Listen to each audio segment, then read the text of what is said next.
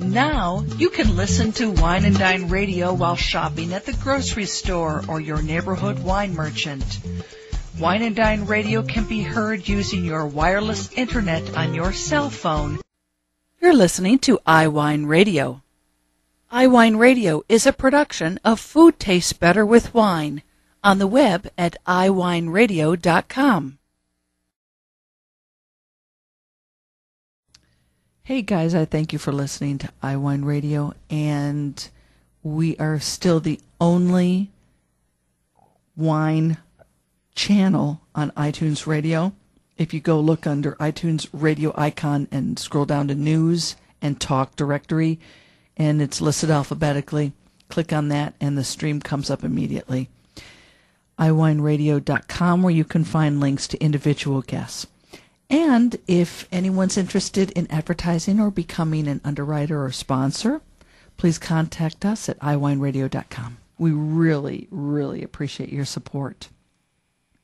The more support we get, the more conversations I can have with fascinating people around the world, including you. If you have a story to tell that you'd like to share on iWine Radio, go to iWineRadio.com and contact us, and we'll go from there. Hi, my name's Scott Fraser, San Francisco Chronicle Wine Competition, co-owner WineJudging.com. Feel free to see us on WineJudging.com, and feel free to visit us at the San Francisco Chronicle Wine Competition public tasting Saturday, February 16th, 2 to 5 p.m. You purchase tickets at WineJudging.com.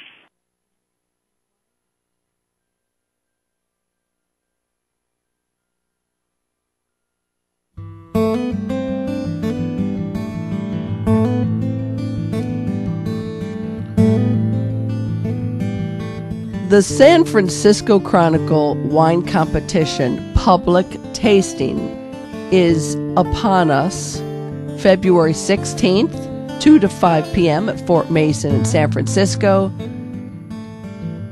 The San Francisco Chronicle Wine Competition is the largest competition of American wines in the world. And I'm so excited to bring to you this year, as we talk about the competition, one of the co-founders, Scott Fraser, who along with his father founded WineJudging.com in 2000 to continue delivering service to the wine industry in California. And I thank you so very much for joining us today, Scott, on Wine and Dine. And boy, there were 60 judges, 5 days. They judged 5,500 wines from 1,500 wineries. That's a huge statement.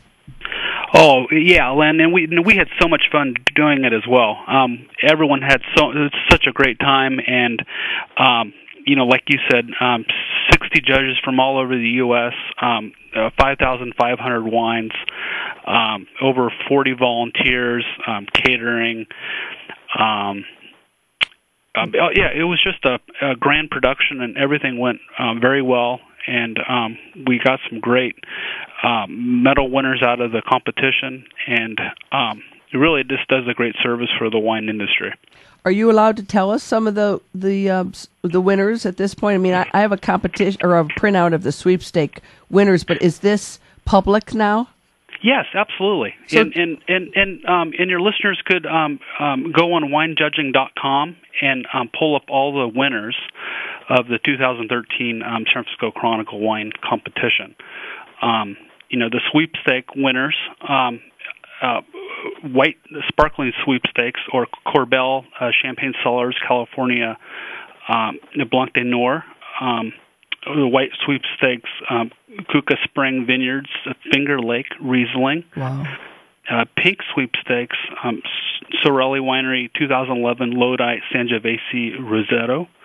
And then the red sweepstakes, we got Terlato Family Vineyards, 2010 Russian River Valley Pinot Noir, and Wilson Winery, 2009 Dry Creek Valley, Molly's Vineyard, Petite, Sirah. Mm.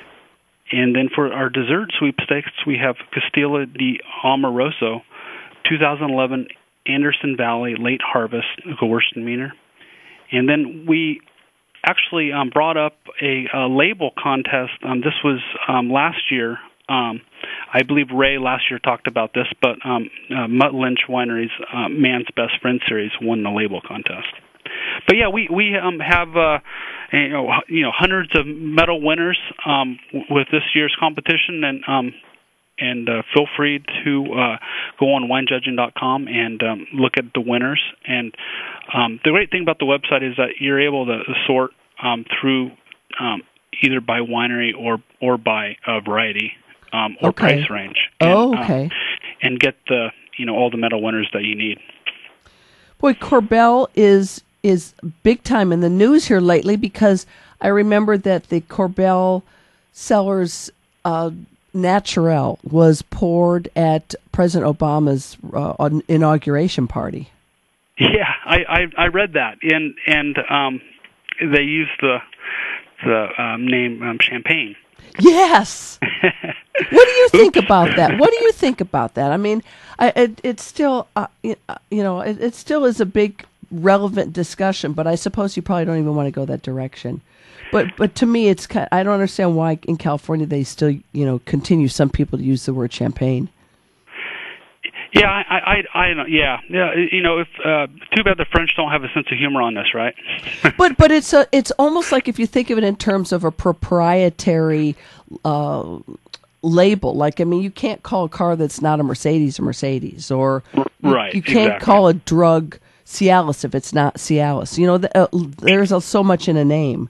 Sure. But anyway, okay, so if people are wanting to buy tickets to this, they can buy in advance and save quite a bit of money.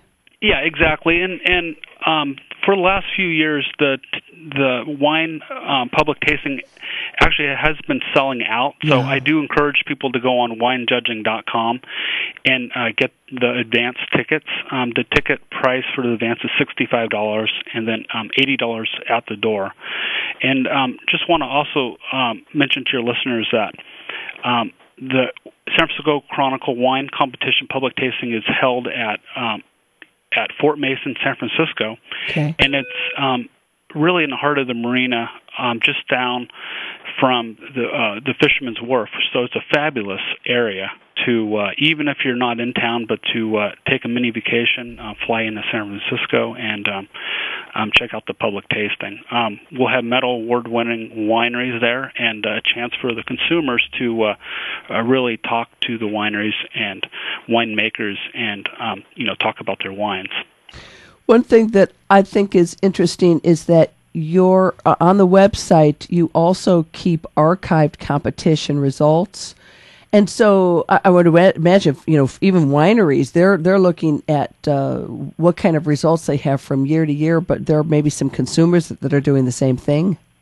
Exactly, and that's kind of the thought process behind it, is that we want this website to be more or less both an educational, but also a consumer-based website where consumers could go on there and check out different wineries and the medal winning vintages and that sort of stuff. So, and not just 1 year to the next, but all the years.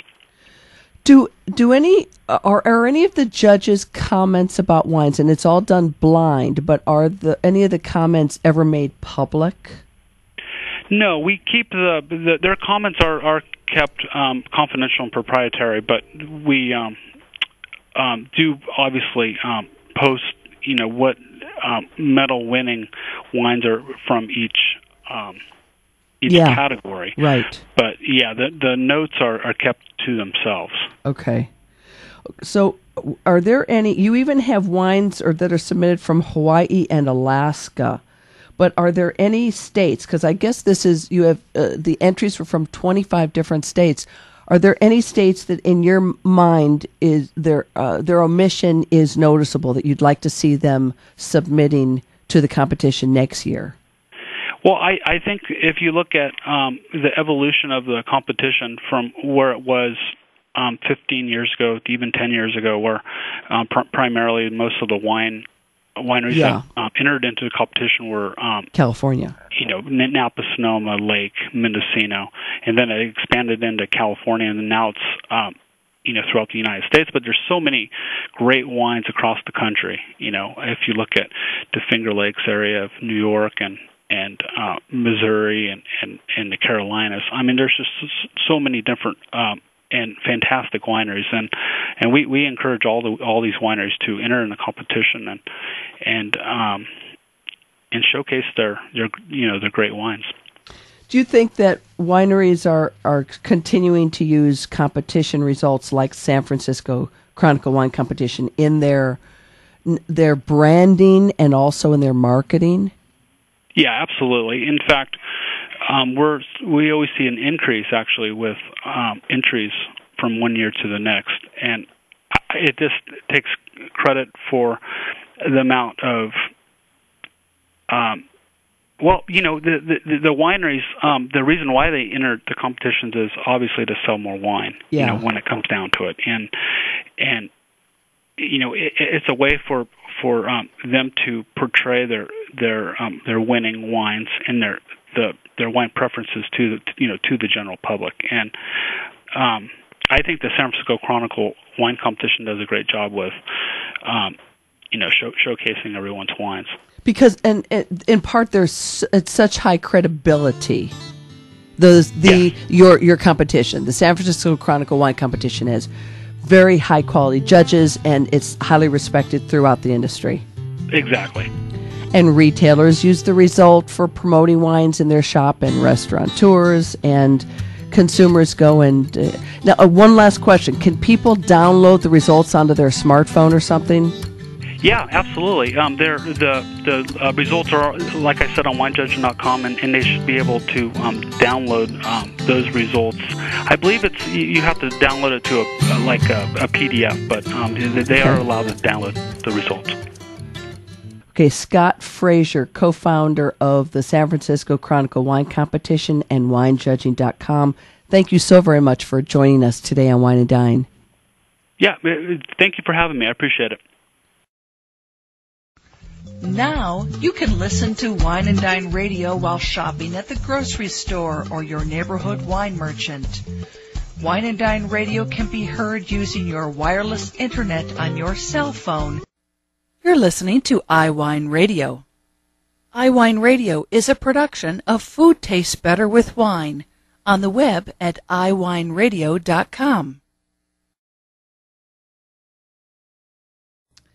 Hey guys, I thank you for listening to iWineRadio, and we are still the only wine channel on iTunes Radio. If you go look under iTunes radio icon and scroll down to News and Talk Directory, and it's listed alphabetically, click on that and the stream comes up immediately. iWineRadio.com, where you can find links to individual guests. And if anyone's interested in advertising or becoming an underwriter or sponsor, please contact us at iWineRadio.com. We really, really appreciate your support. The more support we get, the more conversations I can have with fascinating people around the world, including you. If you have a story to tell that you'd like to share on iWineRadio, go to iWineRadio.com and contact us, and we'll go from there.